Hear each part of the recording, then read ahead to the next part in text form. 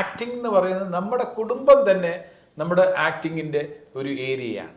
ഇപ്പോൾ ആലോചിച്ച് നോക്കിയേ, നമ്മളിപ്പോൾ വീട്ടിൽ എക്സ്കർഷന് പോകാൻ അച്ഛൻ്റെ അടുത്ത് പെർമിഷൻ ചോദിക്കുന്നത് ഒരു ആക്ടിങ് അതിൻ്റെ പിൻബലമുണ്ട്.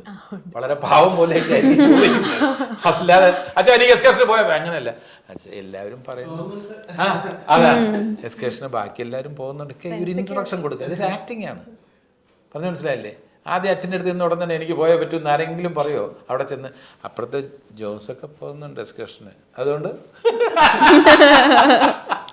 അങ്ങനെയൊക്കെയാണ് പറയാ.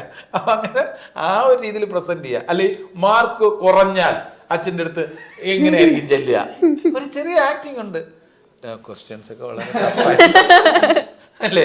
അപ്പൊ ജീവിതത്തിൽ തന്നെ റിയൽ ലൈഫിൽ തന്നെ ഇപ്പൊ ഒന്നും നമുക്കിപ്പോൾ അല്പം നേരത്തെ ഫുഡ് വേണമെന്നുണ്ടെങ്കിൽ കുട്ടികൾ എന്താണ് ചെയ്യുക? കുട്ടികൾ ആ പ്രായത്തിലാണ് നമുക്ക് എത്ര വിശപ്പുണ്ടോ അതിനേക്കാളും കൂടുതൽ അഭിനയിച്ച് കാണിക്കും. അമ്മ വല്ലാതെ വിശക്കുന്ന അമ്മേ, അത്രയൊന്നും വിശന്നില്ലെങ്കിലും അപ്പൊ അമ്മ കുറച്ചുകൂടെ സ്പീഡിൽ ആരം തരും.